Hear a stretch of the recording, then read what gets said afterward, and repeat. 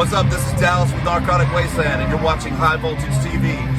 Hey everybody, it's CC Getty. We're still here hanging out, day 2 of Loud as Hell, and we're having some fun now because we have today's headliner, Dallas from Narcotic Wasteland, hanging out, and we're going to talk a little bit about what's going on in the world of Narcotic Wasteland. First of all, Dallas, thanks for coming out to the middle of nowhere, as in Cyber calling, the middle of fucking nowhere in the Badlands of Alberta. Have you ever played a festival at an environment kind of like this before? I've done some open air festivals before in my previous band. It was mostly in Europe, though.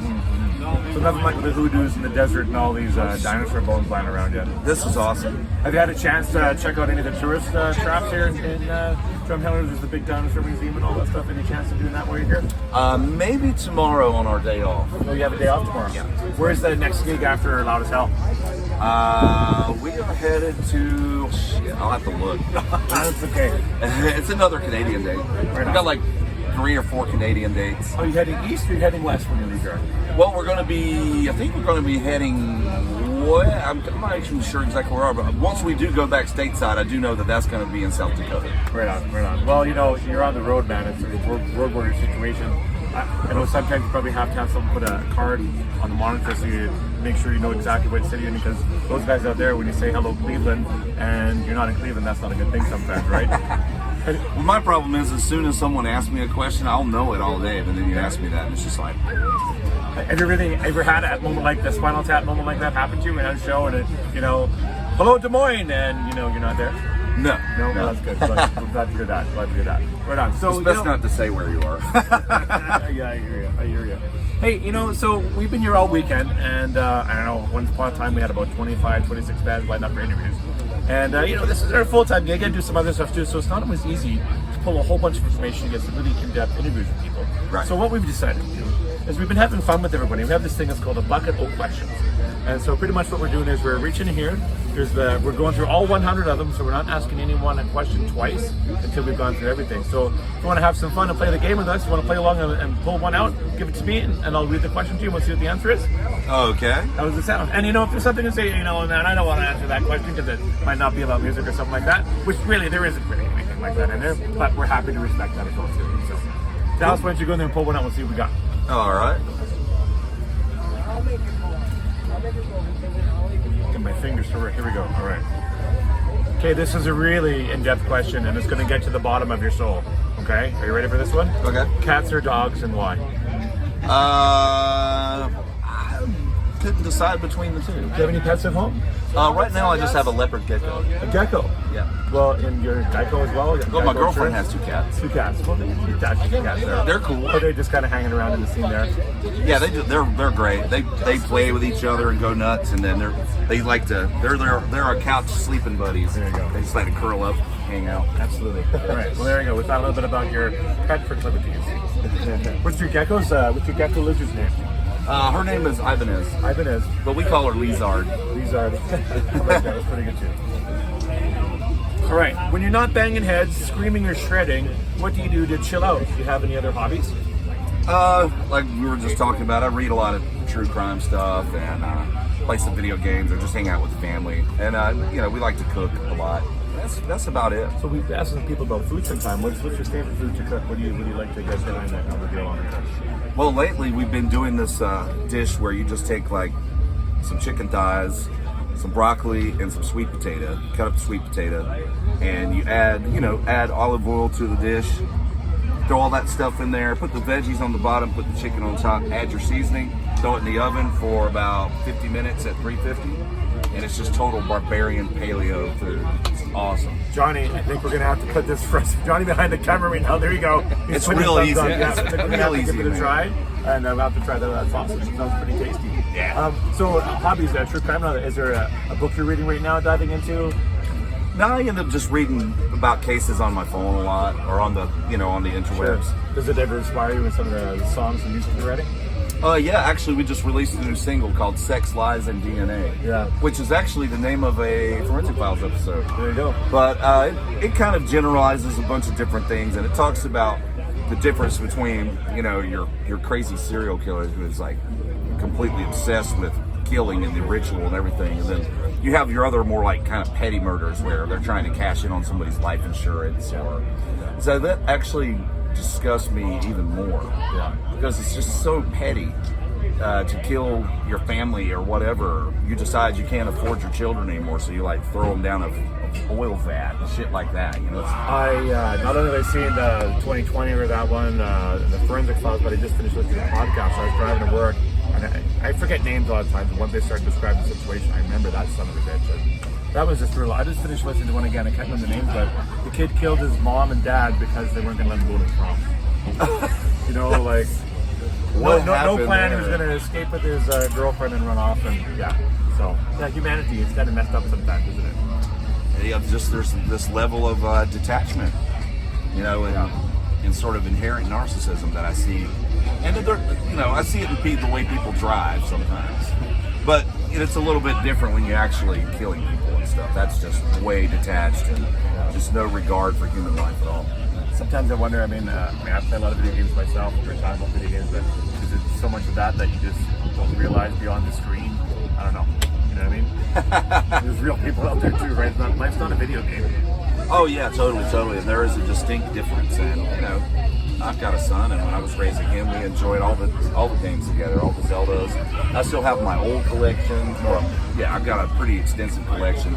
So yeah, you know, I didn't let him play stuff like Manhunt when he was 12. Of course, you know. I waited till he got like almost drinking age before I would even show him that. But yeah, you know, there is a little bit of regulation on it, and you know, people got to give a shit. Absolutely. All right, we're doing great. Let's grab another one out of there. Yeah, we're at 7 minutes. Getting into some deep conversations. A band or musician you think is underrated? Why? Band or musician I think is underrated. Underrated. Coming from you, I really think Trouble was always underrated. Oh man, Eric Wagner. You know, we do this thing. It's called the Electric Highway. It's a festival, Stoner and Doom, and we were talking to them before the pandemic, and it was very close to happening. And the pandemic came, kind of screwed a lot of things up, and then he was tragically taken from us. And that was one of the bands that got me into that kind of music. So, what's your favorite album or song by Trouble? I like Psalm 9, the whole damn thing. Yeah, that's just magical. I can still remember the first time the needle hit the groove when I played that on Banzai Records here in Canada. I don't know what label it came out in the States, but awesome music from Chicago, that's for sure, man. Oh yeah, and Rick Mortel, Bruce Franklin, they're one of my favorite guitar teams ever. Yeah. I mean, they just tone, man. Oh, their tone is insane. It's like as if Black Sabbath had two guitar players, but that's like a good Black Sabbathy, Metallica-y kind of crunchy blend. Yeah, absolutely. Got the P90s in there. Here's Derek for sure, man. Absolutely. All right, that was a great one. I had to think about that one for a minute. Excellent. See, I told you there'd be some I got two here. Oh no, that's one. Okay. Well, this is a good one. It's got red in it, Johnny. That means this is not something I have to read to myself before I read this question. Oh, this is going to be a great one, actually. Okay.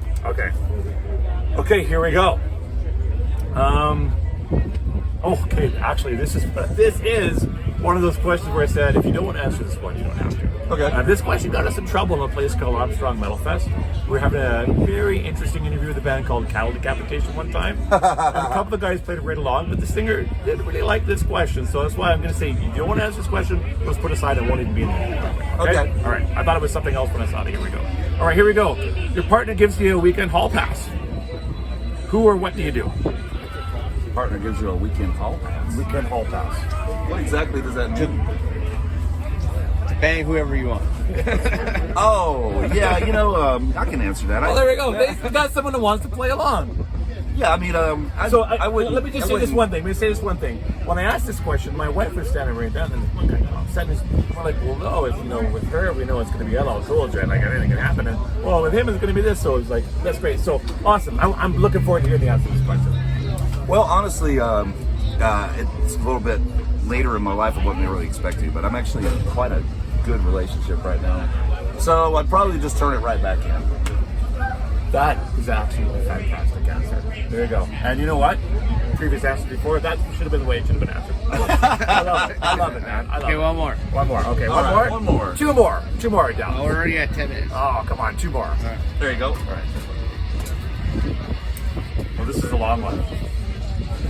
Actually, you know what? This will be the last one because it's a funny one. Okay. All right, this will be the last one, all right? Can't wait to see the look in your face. You ready for this one? Mary, Peter, and Lucy were harvesting wheat Mary picked twice as much marijuana than Peter. Lucy picked 2 kilograms more than Peter. Together, the three of them picked a total of 26 grams of ganja. How many kilograms did each of them pick? That each of them individually pick? That's not a serious question. I was about to say, well, what? Together, the three of them picked a total of 26 kilograms of ganja. How many kilograms did each of them pick? The answer is... Yeah, give me the answer. I'm Peter, terrible. Mary, and Lucy picked 6, 12, and 8 kilograms respectively. That was just a fucked up question to see what the reaction when someone went and asked me it. So we will do one more, but we'll take that, edit it, and we'll put it as the last question. That's okay. All right. I was always terrible at those damn things. No, me too, man. We were doing these questions at 3 o'clock in the morning, and my wife says, "Oh, why don't we do like a stupid math question and see what someone does?" All right, last one. And hey, thanks a lot for playing with us. This is no problem, man. Oh, okay. This is the one that I thought it was. Oh, all right. Okay. So, what or who would you say is your musical guilty pleasure? Mine, Hall & Oates, man. I love Hall & Oates. Private Eye, Sarah Smile, Maneater. I love it all. Yours? I guess some people would consider it a guilty pleasure. I'm not very conflicted by what I listen to at all, but Duran Duran. Excellent. Oh, Celestia's over there. There's a big Duran Duran fan. Absolutely. What about Duran Duran do you love so much? Just how good they are and like how well the songs are, and the dude's voice is killer. Right. But I like a lot of that 80s pop stuff. Like I used to actually, when I was younger, I hated it. But I did have Union of the Snake on 45 back when I was a kid, and I absolutely love that. Also like Tears for Fears. Yeah. I love that shit. I love it too, man. You know, well, and here's the thing. This has come up in almost every conversation we had with musicians. If you're a great musician, you have to have a big, broad view of the world of music and everything you listen to and play. So, I mean, it's interesting to hear that as brutal as your music can be, you can get some pretty great influence as well. And hey, you know what? They just got themselves in the Rock and Roll Hall of Fame, so you're not too far off there, I don't think. You know what I'm saying? That's great. That last single that they put out, it's been a few years now, but that was freaking great, man. Yeah. That was like, they're back. Hell yeah. Yeah. You know, sad to hear about Andy Taylor. He's got prostate cancer. He's probably done, but hey. Oh, no. But Dallas, man, thank you so much for hanging out with us today. It was pretty awesome. You played right along. You got one of those questions we didn't know about. And it was really great to meet you. Thanks for hanging out. We appreciate it. Thanks for Let's get having back me, to sir. some videos on High Voltage TV.